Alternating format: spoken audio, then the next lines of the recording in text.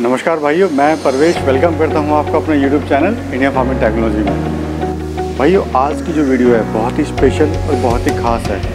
आज की इस वीडियो में हम जानने की कोशिश करेंगे क्या 0 से 100 kg होने में 6 मंथ लगते हैं, 6 महीने लगते हैं, नहीं लगते हैं। दूसरा भाइयों, जो एक बड़ा इंपॉर्टेंट सवाल है, काफ़ी भाई लोग कमेंट करते हैं कि क्या इसमें लाखों की कमाई है या नहीं है। दोस्तों, चैनल को लाइक और सब्सक्राइब करना ना भूलिए। साथ में जो पास वाला घंटे का बटन है वो ज़रूर दबाइए ताकि जो भी आने वाली वीडियोज़ है उनका नोटिफिकेशन सबसे पहले आप तक पहुँचे। नमस्कार अनिल जी। नमस्कार सर। सर, क्या लोकेशन है ये मेरठ में पड़ता है सर हमारा फार्म। तो सर, आप कब से फार्मिंग कर रहे हैं सर? ये सर मुझे 29 अगस्त में 1 साल हो जाएगा। सर, थोड़ा फार्म दिखाइए सर। ठीक है सर। तो सर, आप फार्म करने से पहले जॉब भी करते थे कहीं पर? हाँ सर, मैं जॉब करता था, प्राइवेट जॉब करता था मर्चेंट नेवी में। जी जी। अनिल जी, मेरा एक आपसे प्रश्न है, निवेदन भी है कि आप जो भी बताएं वो एकदम सत्य बताना, क्योंकि सर बहुत सारे कमेंट्स आते हैं, बहुत सारे फ़ोन्स आते हैं कि सर क्या वाकई में 0 से 100 kg जो पिग होता है वो 6 महीने में हो जाता है। दूसरा ये एक बड़ा सवाल होता है क्या सर इसमें लाखों की कमाई है। तो इस तरह के बहुत सवाल आते हैं सर। तो मैं चाहता हूँ कि आप जो भी बताएं सच बताएं, क्योंकि आपकी लोगों की वीडियोस देख के, आपके मार्गदर्शन पे चल के जो भाई फार्म स्टार्ट करते हैं वो आपको ही फॉलो करते हैं, और कहीं ना कहीं उनको एंड में जाकर नुकसान होता है कि जो हमने सुना था यूट्यूब में वीडियो में तो वो हम नहीं अचीव कर पाए हैं। तो जो भी कंडीशंस रहती हैं उनके बारे में आप पूरा खुल के बताइएगा सर, और सच बताइएगा बिल्कुल। ठीक है सर। तो अनिल जी, आपने ये फार्म सर कब स्टार्ट किया था और कितने एनिमल से स्टार्ट किया था? ये मैं सर अगस्त में, लास्ट ईयर अगस्त में स्टार्ट किया था जी। और मैं 48 बच्चे लेकर आया था, 48 बच्चे, और उसके बाद सितंबर में फिर 33 बच्चे और लेकर आया था। तो मेरे पास 81 जानवर से स्टार्ट किया था। और एनिमल से कहाँ से आप लेके आए थे? ये मेरे पास में फार्म था सिवाया गाँव में, वहाँ से लिया थे, और कुछ जानवर मैंने दूसरी जगह से लिए थे जी। तो ये आसपास से ही हाँ, आपने लिया हुआ है? 10-20 किलोमीटर के एरिया में लिया था मैंने। सर, जब आपने एनिमल्स लिए थे तो आपने किन किन बातों का ध्यान रखा था? ब्रीड सबसे ज़रूरी। ब्रीड, आप मेन फार्म आप जब भी स्टार्ट कर रहे हो, आप चाहे 2 जानवर से कर रहे हो, 5 जानवर से कर रहे हो, आपको ब्रीड सबसे ज़्यादा मेंटेन करनी पड़ेगी, क्योंकि ब्रीड पे ही आप देसी जानवर पाल लो, वो भी सुअर ही है, पिग है, और ये बाहर की ब्रीड ये भी पिग है। बस इनमें डिफरेंस इतना है, जितना ये खाएंगे उसका 80% आपको मीट में बना के देंगे जी। देसी पिग ऐसा नहीं कर पाता। तो सर, आपने कैसे ध्यान रखा जब ब्रीड लेते हुए? क्या इसमें भी धोखा है? जैसे मैं देख रहा हूँ लार्ज व्हाइट है। धोखा है, बिल्कुल है। वो लार्ज व्हाइट बता के आपको देसी का मिक्स दे देते हैं। तो कैसे पहचान करें हमारे किसान भाई जो लेते हुए इसको कि जो हम ले रहे हैं असली ब्रीड है? वो ब्रीड का एक जानवर अच्छी हाइट का हो, लंबाई का हो जी, और उसके कान खड़े होते हैं लार्ज व्हाइट के जी, बिल्कुल सीधे ऊपर रहते हैं। हाँ, और आपका लैंड रेस के कान बड़े चौड़े होते हैं और डाउन रहते हैं, आंखों पे पड़े रहते हैं। एक मिडिल व्हाइट होता है, इसमें मिडिल व्हाइट है मेरे पास, मैं दिखाऊंगा आपको। तो एक पहचान सर आपने ये बताइए, एक तो जानवर ऊंचा हो, हाँ, दूसरा उसके जो कान है वो खड़े होने चाहिए, हाँ, और कोई पहचान है सर? और कोई पहचान नहीं, ये खास पहचान है? कोई रंग वगैरह सर कुछ? नहीं, रंग वगैरह कोई वो नहीं है जी। ठीक है। ये जैसे ये मेरा बोर है जी, ये अभी 2 साल का हुआ है, 24 महीने का बोर हो गया है। ये लार्ज व्हाइट लैंड रेस का मिक्स है जी जी। तो इसमें ना 2 अगला रखोगे आप जी, लार्ज व्हाइट या और मिडिल व्हाइट को कर रहे हो और क्रॉसिंग करवा रहे हो, मिक्स क्रॉसिंग, या लैंड रेस का मिक्स करवा रहे हो, तो 2 अगले में मैंने देखा है, सुना भी है, उसमें आपको जल्दी ग्रोथ अच्छी है प्योर ब्रीड के मुकाबले। मतलब आप कहना चाहते हैं कि जो ब्रीड है, क्रॉस ब्रीड में, जो क्रॉस ब्रीड है लैंड रेस और जो व्हाइट लार्ज व्हाइट की, उसकी ग्रोथ बहुत अच्छी है, उसकी ग्रोथ कहीं ना कहीं ज़्यादा अच्छी है compare to pure large white. Sir, दूसरा ये बताइए कि जब आपने ये फार्म बनाया है तो आपने जो आपका जो बजट था वो कितना आपने शेड पे खर्च किया, कितने एनिमल पे खर्च किया, और कितना फीड पे खर्च किया? मैंने अभी तक 25 लाख से मेरा शेडिंग में खर्चा हुआ है। 25 लाख? हाँ जी। और जानवर में लेके आया था 3 लाख रुपए के बच्चे लेके आया था, और उसके बाद कम से कम 12-13 लाख का अभी तक फीड पे खर्चा आ चुका है जी जी। तो सर, आपने 25 लाख रुपए इस पे खर्च किया। हाँ जी। तो आपको क्या लगता है कि आपने ज़्यादा कर दिया था कि आपको इतना नहीं खर्च करना चाहिए था? नहीं, मैंने अपने बजट के हिसाब से, अपना प्रोजेक्ट के हिसाब से, क्योंकि मुझे कम से कम 600 जानवर का शेड बनाना था जी, तो इतने शेड में आपको इतना खर्चा करना ही पड़ेगा जी जी। तो सर, जो भाई स्टार्ट करना चाहते हैं इसको, तो वो शेड पे कितना खर्च करें और शेड पे अगर आपके पास आप एक अमाउंट लगा के चलो, आप टोटल बजट 10 लाख का है, तो मैं यही कहना चाहूँगा आप उस 10 लाख में से 2 से 3 लाख रुपए शेड पे खर्च करिए और उसमें से 2 लाख रुपए जानवर पे खर्च कीजिए। बाकी रखिए अपने पास जो फीड के लिए बैकअप। तो क्योंकि अब तक जितने भी फार्म बंद होते हैं वो इसी वजह से बंद होते हैं जी, कि उनके पास पैसा नहीं रहता फीड के खिलाने के लिए। तो एंड में आके वो खाली हो जाते हैं पूरे, क्योंकि शेड वगैरह पे इतना खर्च कर चुके होते हैं वो लोग। हाँ, खाली हो जाते हैं, फिर इनको तो खिलाना पड़ता है, जितने का आप शेड बना रहे हो उससे ज़्यादा का खा जाएंगे जी। तो भाइयों देखिए, अनिल जी ने बड़ी अच्छी जानकारी दी है कि जो भी किसान भाई अपना फार्म स्टार्ट करना चाहते हैं, चाहे उनके पास बजट 10 लाख का हो चाहे 20 लाख का हो, अगर एक लिमिट में बजट है उनके पास, तो शेड पे कम से कम अपना खर्च कीजिए बजट।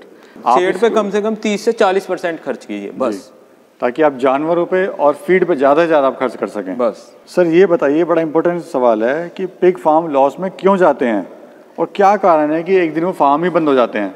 पिग फार्म लॉस में बस अपनी गलती से जाते हैं, पुअर मैनेजमेंट कह सकते हैं आप उसको।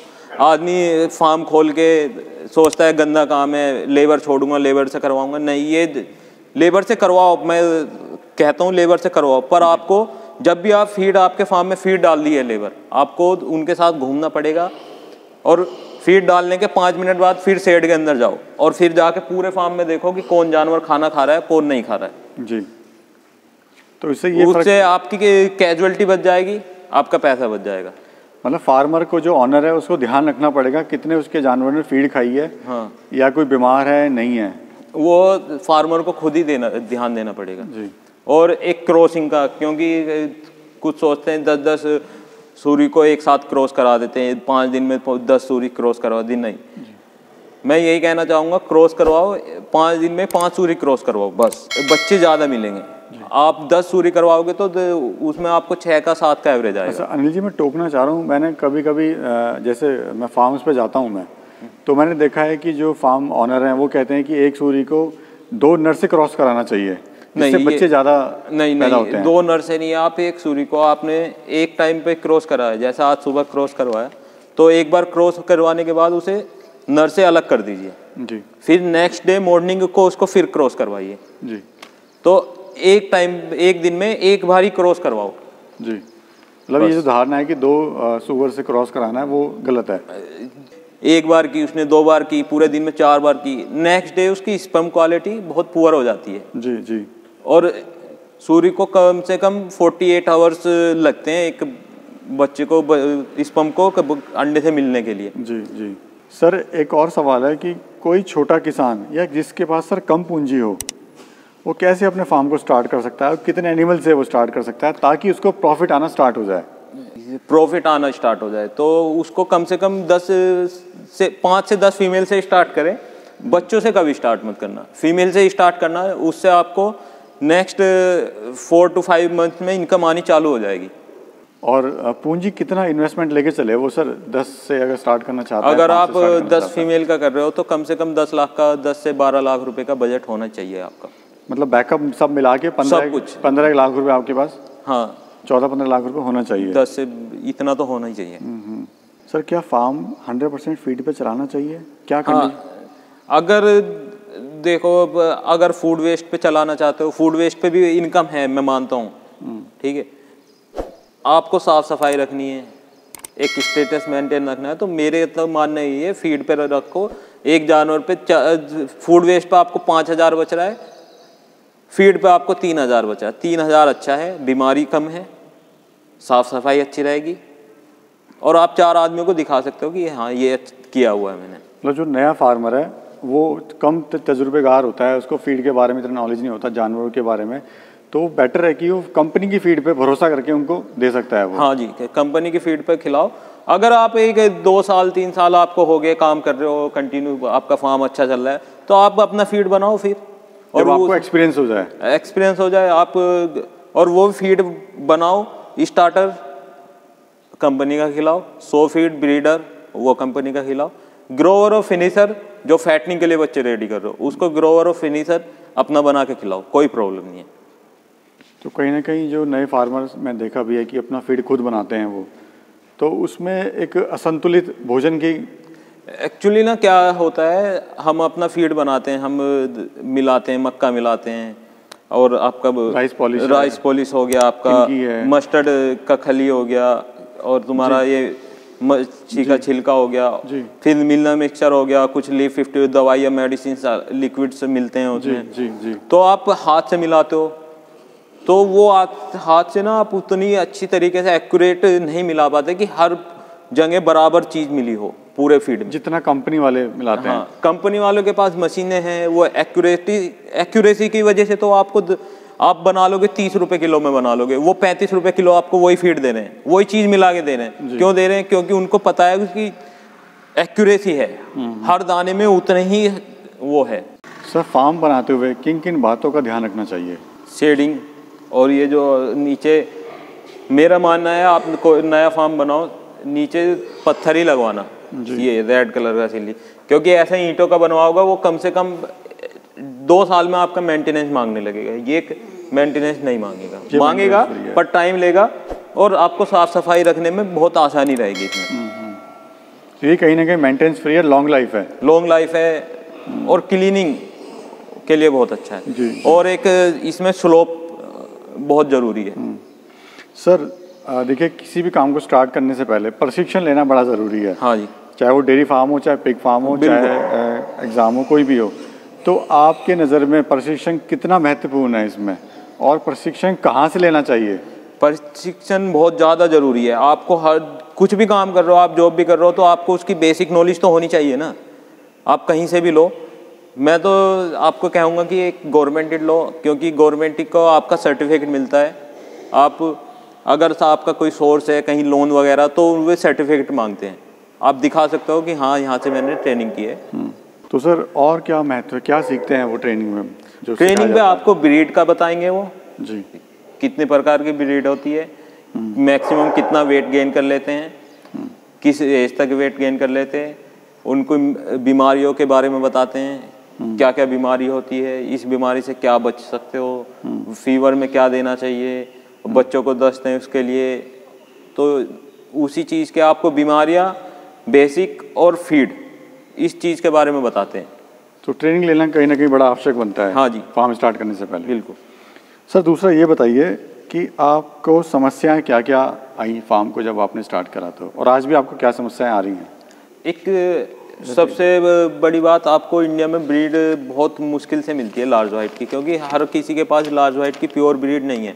और प्योर ब्रीड तो मैं कहूँ मेरी भी नहीं है, क्योंकि 70 से 80% मिक्स हैं ये जी। तो सबसे ज़्यादा बड़ी परेशानी ब्रीड ढूंढने की, और ब्रीड का ही एक हेम है। तो फार्म में ब्रीड अच्छी है तो आपका फार्म ज़रूर अच्छा चलेगा, अगर ब्रीड खराब है तो आप लॉस में ही जाओगे। तो कहीं ना कहीं जो है इसमें ब्रीडिंग की जो समस्या है वो एक मेन मुद्दा है। सर, अगर कोई भाई 10 एनिमल से स्टार्ट करना चाहता है तो आप उसको क्या सलाह देना चाहेंगे? 10 एनिमल से स्टार्ट कर रहे हैं तो आप फीमेल लेके आना, फीमेल से स्टार्ट करना, और शेडिंग प्रॉपर शेडिंग में रखना, उसका मैनेजमेंट अच्छा होना चाहिए आपका, फीड का, केयर का। और क्या बातों का सर ध्यान रखें? 10 जानवर से स्टार्ट करने के लिए आपको एक जानवर की मेडिसिन, आपके फार्म पे कुछ मेडिसिन जो बेसिक मेडिसिन है ना, वो 24 घंटे अवेलेबल होनी चाहिए। जैसे फीवर की, नमूनिया की, दस्त की, कोई जख्म वगैरह की, ये दवाइयाँ आपके फार्म पे 24 घंटे अवेलेबल होनी चाहिए, क्योंकि आपको नहीं पता वो कब जानवर कब बीमार हो जाए, कब किसी का चोट लग जाए, तो ये चीज़ें जरूरी है। के लिए सारा व्यवस्था होनी चाहिए फार्म के अंदर ही। सर, एक फीमेल कितने बच्चे देती है साल में? एक फीमेल साल में, अगर आपकी नई मादा है, फर्स्ट टाइम की मादा है, 6 महीने में एक बार भी आती है मादा, साल में 2 बार भी आती है, वैसे 3 महीने में 115 दिन में मादा भी आ जाती है। तो फर्स्ट टाइम की मादा का 6 से 7 का रेशियो आता है जी। अगर आप 10 मादा हैं आपके फार्म पे और 10 की 10 भी आ रही है, तो उसमें कुछ 8 भी देंगी, कुछ 5 भी देंगी, तो एक रेशियो आता है 6 से 7 बच्चों का। जी। सेकंड टाइम में मादा का सारी मादा आपको 11 से 12, 10 से ऊपर बच्चे देगी, तो कह सकते हैं आप एक साल में एक मादा 16 से 17 बच्चे दे देती है आपको। सर, रिकॉर्ड आप कैसे मेंटेन करते हैं? रिकॉर्ड सर, अभी तक तो हम ब्लॉक नंबर डाले हुए हैं हमने, मादा भी आती है तो हम अपनी बुक, ये जैसे ये बोर का ही ब्लॉक है हमारा 1 नंबर, इसमें ये बस बोर ही रहेगा, ये आगे 2 3 4 5, ये एक साइड में 15 ब्लॉक है हमारे, और इस साइड में ये फैटनिंग का है हमारा जी। ये इस साइड 6 ब्लॉक हैं, ठीक है जी।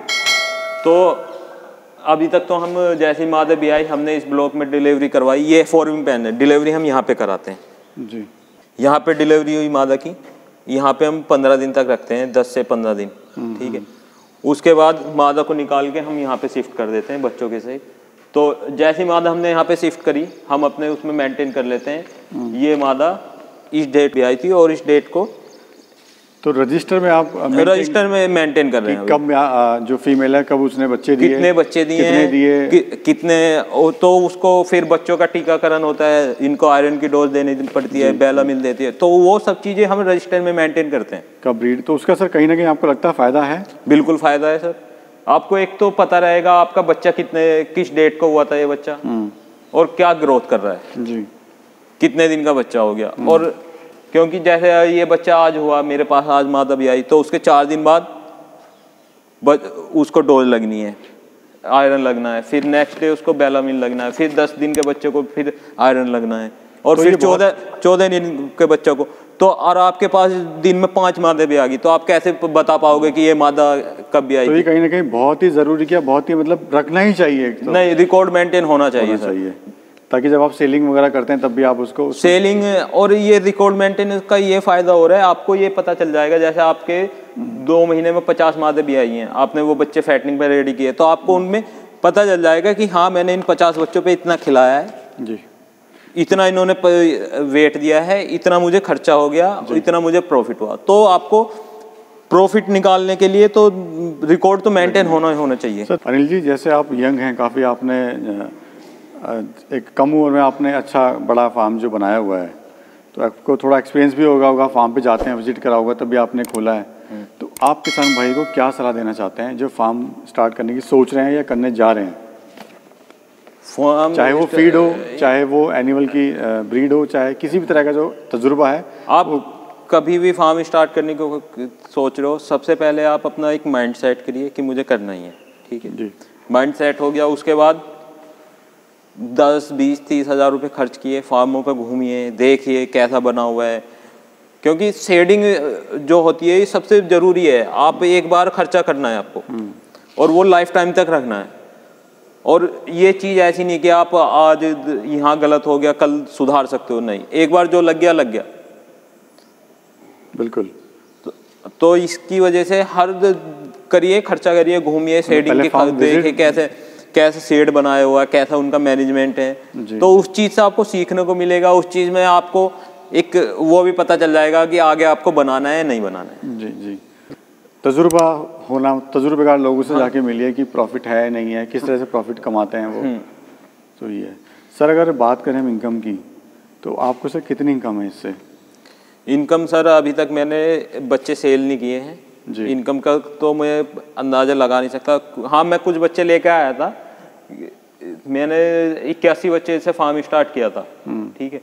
उसके बाद मैंने 40 मादा रखी थी, 40 में से, और बाकी 41 बच्चे, एक मेरी कैजुअलिटी हो गई थी, 40 बच्चे मैंने सेल आउट किए थे। वे बच्चे मैं लेकर आया था 2 महीने के, 2 से 3 महीने के जी जी। और उन पे मुझे एक बच्चे पे 1 से 2 हज़ार रुपये बचा था, एक बच्चे जी जी। तो वो, और मेरे यहाँ आने के बाद अगस्त में लेकर आया था, नवंबर में मैंने सेल आउट किए थे। नवंबर में पहला लोड गया था 20 का, और फिर दूसरा लोड गया था दिसंबर में। ठीक है सर, धन्यवाद, आपने बड़ी महत्वपूर्ण जानकारी दी हमारे भाइयों को, धन्यवाद सर।